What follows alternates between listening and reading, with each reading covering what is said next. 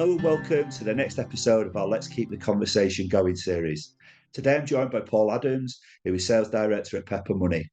Paul is an experienced business leader and someone who has operated in our sector for over 20 years. During this time, there have been bumps along the way, and Paul will discuss some of the challenges faced as we go through the next 30 minutes. He'll also share some of those coping mechanisms used through the tough times. And it'll become clear during the next 30 minutes exactly why mental health and well-being is especially important to Paul. Morning, Paul. How are you doing? Yeah, great. Thank you, Jason, and thanks for the opportunity to talk to you about this subject today. I'm really grateful you, have stepped forward and offered to be included in this series, mate. And I know, look, the next 30 minutes is going to be, really good content. I've got no doubt about that. But the starting point with these conversations, with each time we do them, Paul, is really just I suppose, a quick reflection back on a whistle stop tour of your journey in financial services. So I know, when I had a little bit of a look up, I could see you actually started back in the building society environment, didn't you, at Cheltenham and Gloucester? Yeah. Can you just talk us through those early years and how it's led to where you are now at Pepper? Yeah, definitely. Yeah, the problem is when you get old, and that you got to think back to sort of the sort of steps Yeah. you took. I mean, I never really set my sights on being in the mortgage industry. I don't think too many people do necessarily. But what a fantastic industry it is. We're really lucky, aren't we, to have so many sort of good industry colleagues around us all the time. And I started life as a fitness instructor, and I always thought that was going to be it. I thought I love this. It was quite, I was young at the time. It's quite a trendy job to have, I guess. And I thought one day I'll open up my own gyms, and kind of that was the way I wanted to go. But then ended up in mortgages. I won't go into how that happened because we'll run out of time. But yeah, started life at the Cheltenham and Gloucester. Initially I was sort of in a telephony type role, dealing directly with customers, but quite quickly moved into my first BDM role. It was the BDM role that I always wanted to get, and actually it took me 4 attempts to get the job. I kept applying for the same job. Took me four goes, but I got there in the end. And so I probably learned the trade there. It was in the good old days when the branches had a mandate, and I was out seeing all the brokers, trying to generate as much business as I could. We were bringing it all back into the branches and sat around a table making lending decisions that seemed sensible at the time, and thoroughly enjoyed it. Learned a lot about risk. And that those were in the days where C&G, we weren't paying proc fees. It was, well, we weren't paying anything at one point, and then we moved, and then it was I remember dialing into a meeting whereby they said, "Great news, guys, we're going to start paying air miles." So we started to pay air miles to intermediaries for business before we then moved into proc fees. So really enjoyed it at C&G. Moved then into a company called GMAC RFC, so a specialist lender, back in the day, and started life there as a BDM again, and then worked my way into my first management position. So I became a regional manager for GMAC, and went out and generated my own team. We got up to about six BDMs covering the southwest of England, and that was that. And before I moved away from GMAC, and it was probably just as the credit crunch started to hit, I moved into a position of head of product and strategic insight. And it was kind of bad timing, I guess, because it was when the world went a bit crazy, and then I was suddenly in charge of product design and the likes. And the moment I took that job, the job became about trying to control volume and trying to get the right mix of business, the right volume of business, given that we were, in a very difficult position, without damaging the brand, the intermediary brand that GMAC had at the time. So that was good. It was something really, really different for me, going from being sort of a very sales drip focused person into product design. And and then once that finished, moved into Santander, back as a regional manager, managing a team of BDMs, and then to sort of 4 or 5 years into that, I was promoted then as into the head of intermediary distribution for Santander. Had a great 5 years of doing that. It was fantastic. Learnt loads. Had an amazing boss at the time, Brad Fordham, who's well known in the industry. and I learned so much from Brad. Have a lot of big thanks to him, and I owe him a lot. I feel like I owe him a lot. And it's interesting because when you work for people that you remember and they teach you so much, you feel like you're walking around with them sat on your shoulder all of the time. So even now, when I'm making decisions in the role that I do now, I've often got him sat on my shoulder thinking, "Come on, Adams," or I'm thinking, "What would Brad do in this situation?" And then Pepper Money. I think the reason why I left Santander to join Pepper Money, it just felt the time was right to take on a different challenge. I've always been ambitious and sort of hungry to develop my career in any way possible. It just felt like the right thing to do at the time. And it was a good move for me. It's Pepper Money is a fantastic business. The culture is just second to none. We work really hard at developing the right culture internally. And I've been with Pepper Money 5 years now, and we're on a mission, and that's what I like. I like to be in a business that's got a vision for what they want to be, and we'll get there. I mean, some lovely brands there. I mean, look, I remember I started out as an advisor back in the day, and I remember those CNG products and the commercial view that they used to take, and that GMAC. As I progressed from an advisor into account management with platform, GMAC were a thorn in our side for many a year with their um, flexibility and innovation. They're certainly Yeah. very innovative and a good group. And then Santander, you mentioned Brad, and one of Mm. my old bosses, Jeremy Duncan, was at Yeah. Santander as well. So yeah, Yeah. passed would across there, and obviously Pepper. So some really good brands that you've worked with there, and how important is to the people around. You mentioned Brad there, and I love that analogy about having somebody on your shoulder, because I do that myself on occasions. You've worked with some good personalities, and how would you say that's actually described and developed your own kind of style of leadership? Yeah, I think and I think as we move through our careers, we've probably had many bosses, and I think you learn from every single person you work for and with, and sometimes it's because you're picking up on the things that really, that you notice really get people going, really good leadership styles or approaches, and sometimes it's because it might have been an approach or a style that didn't work, and you're picking up on, well, why is not everyone following that person as their leader? What is it that's missing? And so I think you can learn from bosses who you think are really good, and others that aren't so good. And I think that's what I've always tried to do. But from a culture perspective, the one thing I do think works is just, and I've always tried to do is have a culture of openness. I think that word trust and the ability to be open with your team, showing your vulnerable side at times. I think it's just because we're all human beings, and I'm I would go as far as saying at times I feel like the most important thing for me is the team I'm working with and the person I'm working for, say my boss, more than the brand itself. Because that's what I've always been about, is people. Yeah. And obviously the conversation series that we've got here Mm, focuses in on that mental health and well-being. So you've been in some strong environments with some good groups of people mm. around you. But at what point have you actually had your own mental health and well-being actually affected? Yeah, and that's a good question. And the simple answer is it's only really been one point. I mean, I think, as you move your career, you always get into positions where there's self-doubt, or you have that imposter syndrome. We talk about that a little bit more now. I would say that throughout my career, I've always had an element of that. And it's never been a problem, because I've always been aware that my ambition is, sometimes you take things on that you think, well, I actually don't feel like I'm ready for this now, but it doesn't matter, I'll work it out. And and you're putting yourself constantly out of your comfort zone, which gives you that feeling of you're on the edge all the time. But I think that's just how you can grow and how you progress in your career.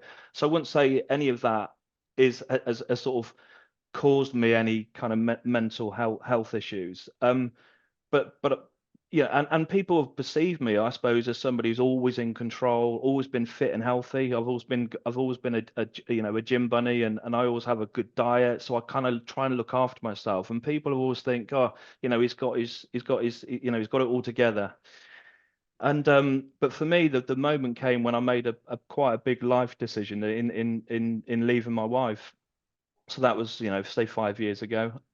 So leading up to that, bit of an unhappy marriage. I didn't feel satisfied in my life at the time. Made that brave move to kind of, leave. I had two children at the time, sort of late teens, and I suppose it was that big change, that I moved out of the family home, moved to Cheltenham into a basement flat. So what came with that, I think, was obviously change, guilt, because you kind of think, well, whilst the kids are older and probably understand, it's still very, very hard for them. Obviously, very upsetting for my ex-wife. And then that sort of feeling of I suppose loneliness to a degree. I was in a basement flat in Cheltenham, didn't know anybody. And and and I suppose, and I think that probably started me on the path of just drinking more. I've always been sociable. I've always been a bit of a social drinker, nothing more than that.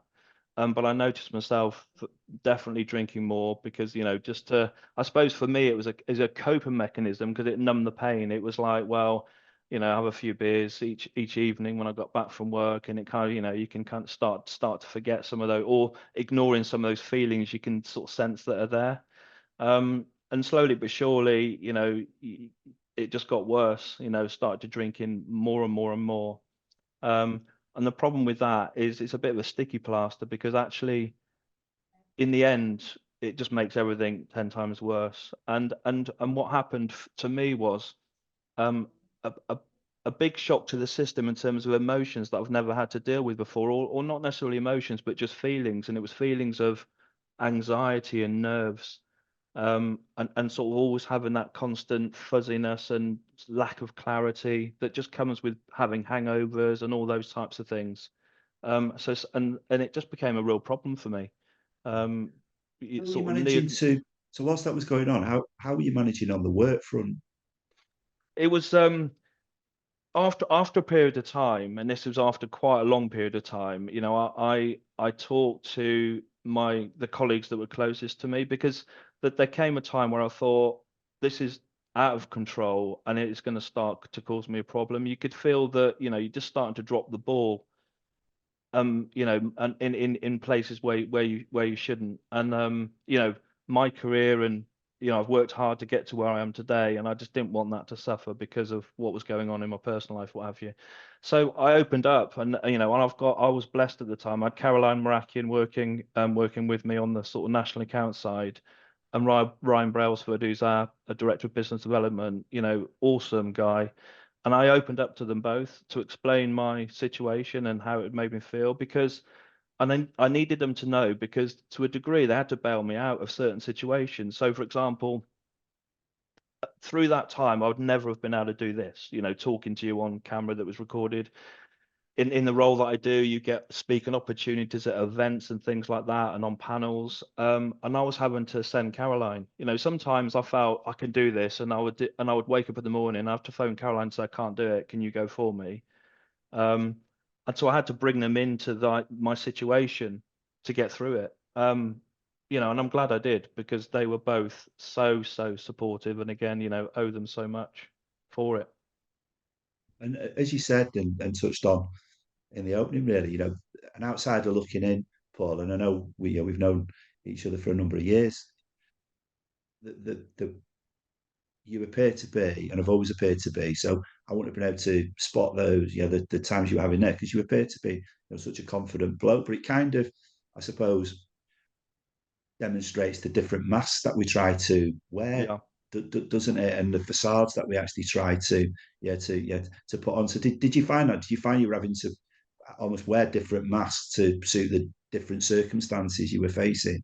Yeah, definitely, yeah, 100%. And and I think we I think we tend to anyway, don't you, in a work sense, and there's work and there's personal life, and it's very different. I think I was having to work ridiculously hard to put that work mask on, to try and cover up some of the issues that were underneath the surface. And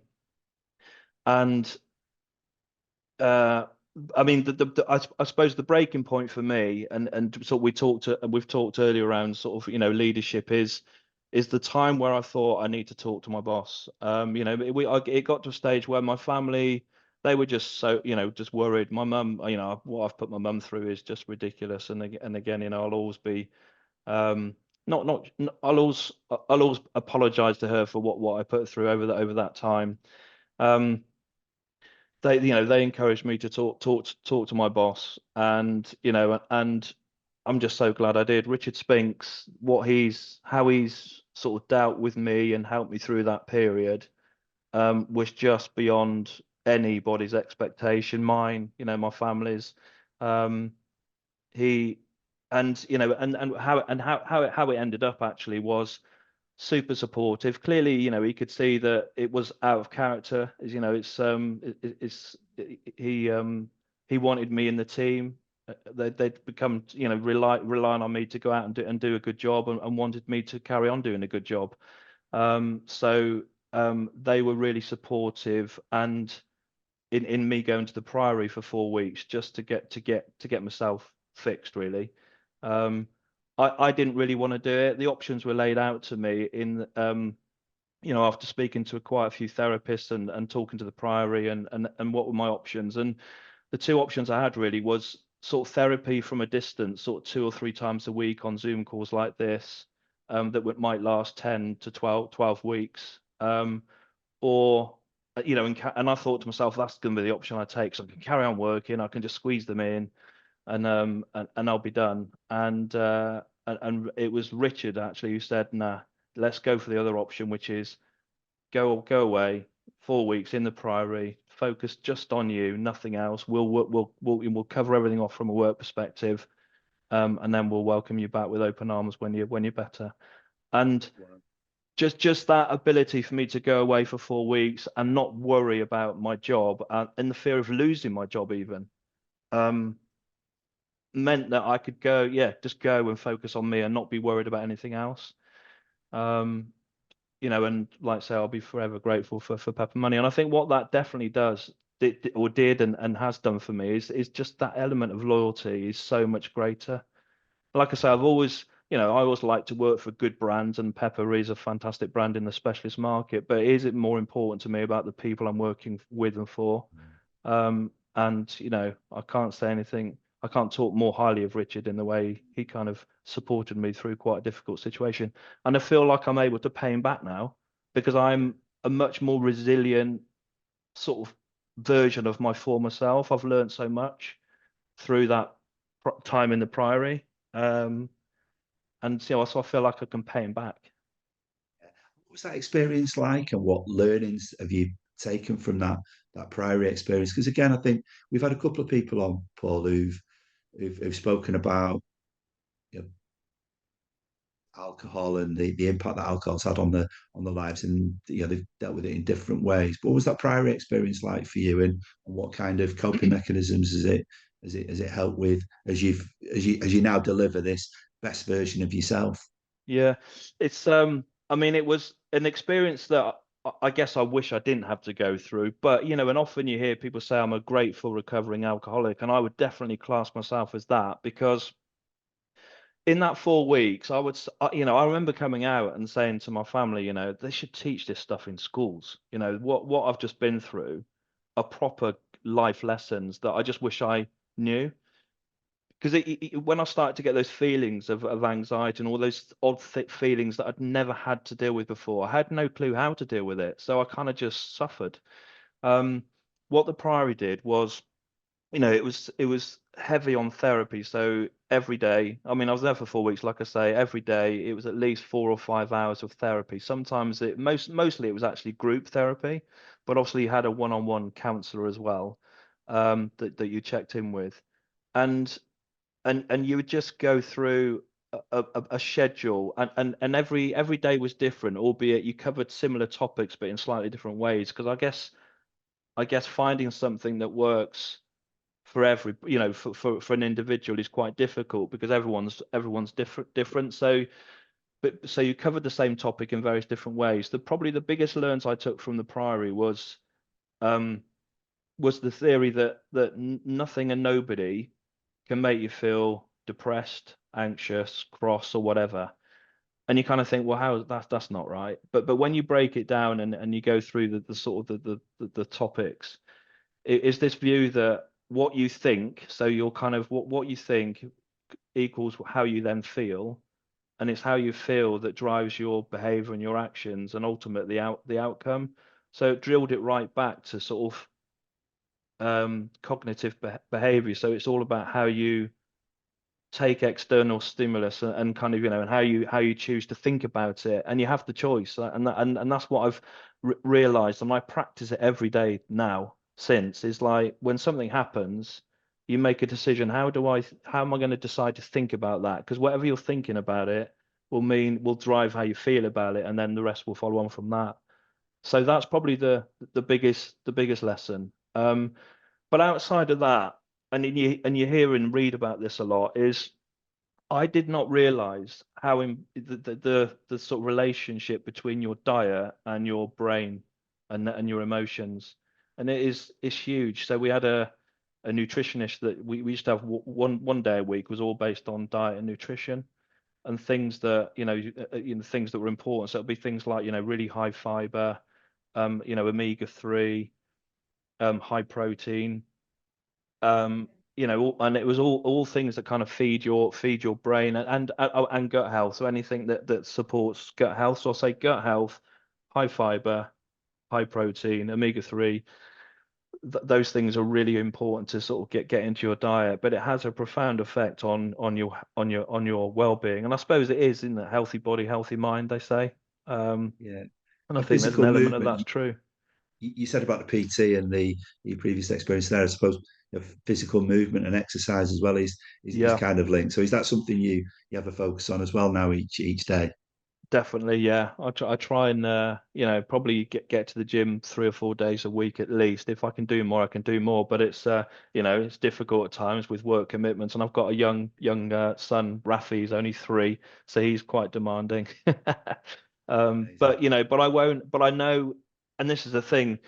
The other thing that happened all through this sort of period of my issues was COVID, and of course, sort of the lockdown, the inability to be as active, getting into the gyms and things like that. That caused me a problem. So that was one of the contributing factors. So I think, I wouldn't go a week without going to the gym through, at least 3 days. If I can get my fourth in, brilliant, because I know the impact of that would be negative. I wouldn't feel right. I wouldn't, I'd feel like probably guilty and those types of things. Yeah. So was there anything else there? So diet, nutrition, physical movement, and then that focus around controlling what you think, so it equals how you feel. I think that I Mm, mean that last point is a brilliant one, and again, I think it's something that I might steal moving forward. 'Cause I think yeah. that's ace. Is there anything else? Any other kind of coping Oh, mechanisms? I mean, I think the other thing that I just learned in there is that when you talk, if you can be open and you can talk to people and share as much as you feel you can share, I think that's therapy in itself. And I've got to say, I've never been one that, sort of believed in therapy and I've always been quite an open person, probably too open at times, many people would say.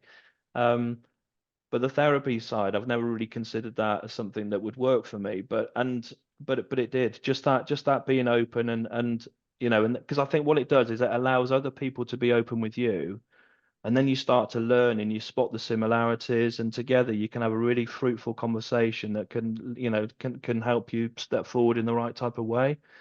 Um, since I've come out of the Priory, I shared my story a couple of years ago, sort of when it was still relatively raw, if you like. Um, and I'm so glad I did, because across our industry, there's been at least 7, possibly 8 people that I've actually met up with because they wanted to meet me, because they're going through something similar, and they're worried, or they're trying to support a member of family who is. And that has been, I felt really honored that people would come to me to say, look, can we meet for a coffee and let's talk this through? It's brilliant. Because also it helps cement things for me by talking about it. You kind of, you remember, you remember what it was like and how you've dealt with it.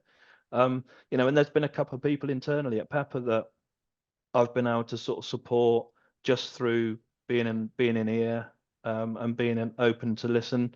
So I do think that talking is good therapy in itself, but I think it's good for other people that might be bottling things up because they feel they can open up to you. You know, I think if you give something of yourself, people are more likely to give back as well. That must be incredibly rewarding. And having had, some dark times to actually emerge and have the opportunity to pass on some of that experience in a wise way and help others, mate. That must be, really fulfilling. But look, I remember the post that you put on, and I think, as I touched on before, we've had people join the conversation and talk about the issues and challenges, and they talk about how they're emerging, like you are, with nice coping mechanisms. But I think that's really refreshing for me in the market to observe is just how brilliant. You mentioned Richard Spinks, but that that Pepper leadership group was for you during that Yeah. that time, and that's not always been the case. So, why do you think maybe other leadership groups have it's still been a bit of a taboo subject, hasn't it? Mental health and It well-being. We're has. making some headway, and we've got a survey out at the moment, and I'm sure we'll be able to deliver some nice positive benchmarks in a few areas, but we've still got a long way to go, and not all companies have got that same approach that you encountered with the leadership group at Pepper. So, why do you think maybe mental health and well-being is still a bit taboo, and other leadership groups wouldn't necessarily be as sympathetic? Yeah, that's a good question, and it's quite complex, I think. I mean, it's the problem is with mental health, it's invisible, isn't it? It's like if you're physically disabled or you've got a, physical disability, what have you, people can see it and then, you end up talking about that type of stuff more and maybe making adjustments to support people, etc. I think I think a mental illness is just yeah, it's just invisible and therefore maybe that's why it's talked about less because unless the individual is open and willing to share or to tell people it kind of goes unnoticed, doesn't it? And therefore you don't end up talking about it. And I would imagine the challenge for people sort of being open, and I guess to a degree, so in my journey, what the regrets I have is I left it way, way, way too late before I asked for help. If I could turn back time, I would have jumped on it a lot earlier. What I was doing is thinking, don't worry, I can sort this out myself. I know best. I know me. I've never had this issue before, so I'll just get over it, and I never did. Um, and so I think people asking for help is the way that it can come out and we can talk about it more. But the reason why people don't is probably just through fear, fear of judgment. Some people are, some people do, some people don't, I guess, but that people will be worried about how they're judged. And then if you're anything like me, I suppose it's that fear that it's going to hold you back in your career because it'll be seen as a weakness. And how can we possibly have a guy running our sales division, or how can we promote a guy into our next position when we know he's had, mental health issues? And I no longer worry about that. Because I seriously don't worry about it because, like I say, I just feel a more resilient version of my former self because of it. So I think I'm actually stronger because of the situation I was in. Um, but I think generally people would feel, worry about the consequences if they were to talk about it. That point there, Paul, I think is really important, isn't it? Because that life experience that you've now got, the stuff that you can actually reflect back on, and the decision making you're now able to make from a competency perspective based on those life experiences, actually probably do equip you to be the best version of yourself, but also you arguably at the top of the game at the Yeah. moment with all that you've actually achieved. And do you feel that? Do you feel you're in a really good place and you are actually at the top of your game now? I really, yeah, and it sounds like that sounds a bit cringy, doesn't it, when you talk about yourself in that way? But I genuinely do. The way I feel now compared to 5 years ago, oh my God, I didn't recognize myself 5 years ago. But equally, there's a bit of me that doesn't recognize some of the feelings I have today because I just feel like I'm 48 and I keep having this conversation with my boss because I can't help thinking 48 in 12 years I'm 60 and I've got so much more to give. I've got so much energy. I've got so much more ambition. And I think I've got this window of opportunity now to sort of really realize my potential and I feel like I'm ready for it. Um, Yeah. it's And I all suppose help by having a great team around you, of course, because you never do these things on your own. But I'm blessed with having a fantastic team and yeah. Yeah, that's probably twofold, isn't it? It's both on, from a commercial perspective in the job that you're actually doing, but also in that personal side around helping others as you've found as people have approached you. And if we just rewind a little bit, what about the early warning signs then? So you talk about maybe leaving things a little bit late. There'll be people undoubtedly listening who um, maybe leaders of businesses and maybe wondering how they should spot signs of people around them. And there'll also be people undoubtedly listening who maybe recognise some traits at the moment that are not great. So Mm. what were those early warning signs and maybe the early things that can be spotted? Yeah, that's another good question. And do you know what? It's funny because I talk about this quite often with Ryan and Richard now, is because like sometimes when we go out for dinner or what have you, we might rewind the clock and talk about it a bit. And I think it is spotting the signs, and I think the signs would be things like just a change in your, not necessarily your personality, but if you know somebody really well and then they're suddenly acting a bit out of character, possibly their routines change. And an example like that might be that, I've always been an early bird, as in, I'm sometimes at my laptop at ridiculous hours, like 4:30 in the morning, 5 in the morning. And it sounds crazy, but it's just how my body clock works. It's when I'm most alert and I can get, a load of work done. Um, and then suddenly, if somebody knows that of you, and then suddenly notices actually, well, he's not logging on till sort of 9 o'clock now, and when he does, he's a bit lethargic, and he doesn't seem himself, or he doesn't look right. I visibly look different. Probably bloodshot eyes, puffy eyes. I look grey. I mean, I'm grey haired, so it's not black. It was my skin looked grey. I just look different, and so I think if you can spot signs, but then I suppose it's having the confidence and the bravery to ask the question, are you okay? Because I've just noticed this, and I think it's so important to have that conversation, because nothing bad can come from it. I think hopefully if you're on the receiving end of somebody that says that, I've noticed something different about you, are you okay? You might say, no, I'm absolutely fine. Or it could be the sort of bit that opens that door and allows that person to open up. So I think asking that question, are you okay, is so important. We've in our one-to-one process in Pepper Money, we've got an element of that just focuses purely on mental health and well-being. So there's a conversation, hopefully all of our managers are having with their teams at least once a month that just talks about that. So that's sort of a good step. And that was something that came out of our sort of mental and health and well-being committee. We've got mental health first aiders now across Pepper Money, which also is hopefully supportive, or at least allows somebody that may be suffering in some way that doesn't necessarily want to open up to their immediate line manager, but there's a place for them to go and talk without fear of any repercussions or consequences. Look, Um, I was super impressed when I went and met Matt in your offices, and we were yeah, talking about becoming a signatory. You could clearly see and observe that culture and positive environment ran through the DNA of the business. But that focus that was there around mental health and well-being, it wasn't just words. It was in practice with as you're saying there, one-to-ones, but just with a lot of the actions and activities that the business takes, and it really is commendable to observe. But what about if somebody is still part of a business or part of maybe part of a leadership team where we spoke about the fear of coming forward in the first place, but if they've took the step to come forward and indicate maybe some of the challenges they're facing, but it's falling on deaf ears with an unsympathetic leadership group, what kind of tips would you give them in terms of the actions they should consider? yeah, that's another. It's a hard question to answer because having not been faced with that situation, thankfully, I mean, what would I do? I mean, I guess the sensible thing is to sort of route it through HR. I know that sounds quite simple, but I would just say to anybody, if that situation's, your situation, don't stop that from you dealing with it, asking for help and talking about it, because, there's some things you just can't get past yourself, even though you think you can.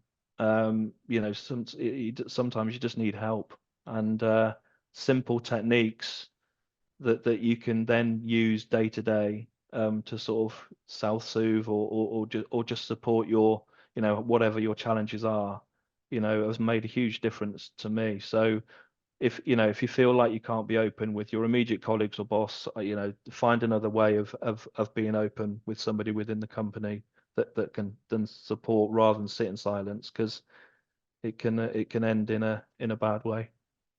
Yeah. And look, are there any tips, or if we look at that maybe business leader that has got the opportunity to be sympathetic to to somebody. I mean, you mentioned loyalty before, and the kind of embedded loyalty you've now got to Yeah. the Pepper team. Just what kind of advice would you give to that employer who's got somebody across the desk from them who's starting those open conversations?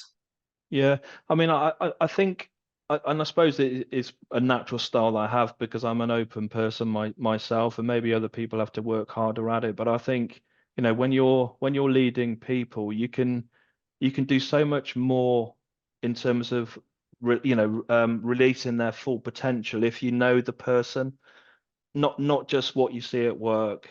And I know there's a sort of fine line between encroaching in real personal spaces, but I think you just need to know the person, and to know somebody, you've got to ask the right questions in the right way, and not just that, but really listen to the answers. A lot of we read books about this sort of stuff, but it's true is that some people ask questions and they're listening, thinking about what do I say next. They're kind of not listening to understand, they're listening to respond. And I think if you can deeply understand the motivations of an individual, and really what makes them tick, what are their challenges, you can you can that it can only be positive, because you can then work out how to get the most out of that person within your team, getting them doing the right things more of the time, the things they're really good at.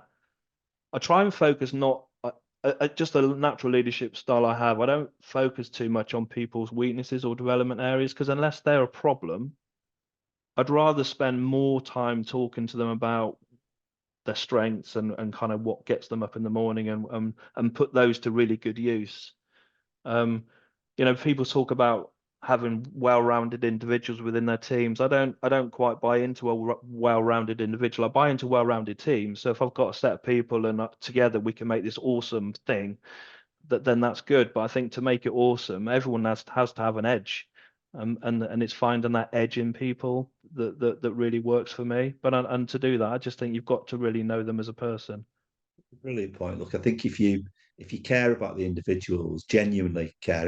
I mean genuinely care, you remember the personal stuff. It becomes easy to remember stuff. It becomes easy to remember their motivators. And I apologise using maybe a football analogy, but we don't want everybody who kicks with a left foot in a team. We want some right Yeah, footers. We want people who can head the ball. We want that well-rounded team. And I love the fact that you focus on people's strengths, because again, we just see so many occasions people will have such a focus on improving a weakness yeah. when we lose some of that that incredible value that sits with the strength. I'm really conscious of time, mate, and look, I'm dead grateful for how honest you've been so far. And I'm just wondering, has there been any maybe any question I've not asked, or was there anything that maybe you wanted to get out during the conversation that I've not managed to draw out with a question? I mean, we've covered loads, and I'll summarize in a moment. I'm really grateful for that. But was there anything else that you maybe thought you would share that I've not managed to draw out?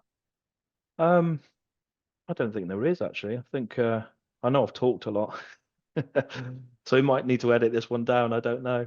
No, Yeah, look, I think that we knew, and I knew that this conversation would be a terrific one. And I think the two or three brilliant takeaways that I'm sure people will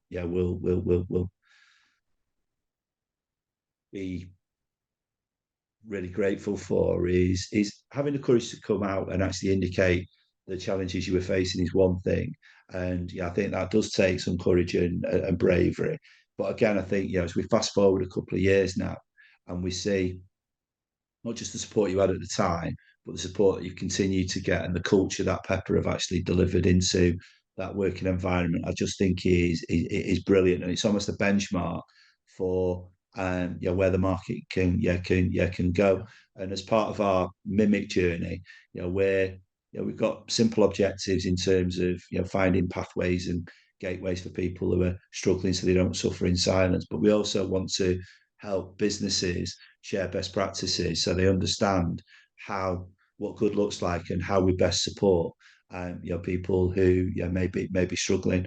And I think engaging with the Pepper team and sharing some of those best practices we move forward would be incredibly valuable to the marketplace as a whole. So I'm really really thrilled to hear about that.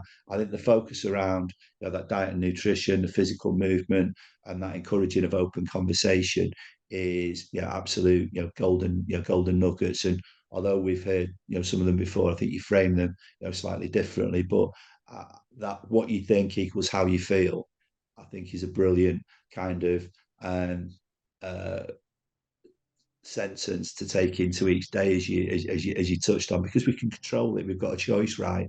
And that's the Definitely. crucial thing. I think would have that maybe did come from from the priory. So so look, I'm really grateful for you stepping forward and indicating the challenges, all that all those couple of years ago, and for maintaining the passion to help others, which I think is a terrific characteristic. So I wish you nothing but success commercially with Pepper and the brand, and I wish you loads of success personally, because you're a good man. Thanks, Jason. I really appreciate it. And thanks for the time. Good summary.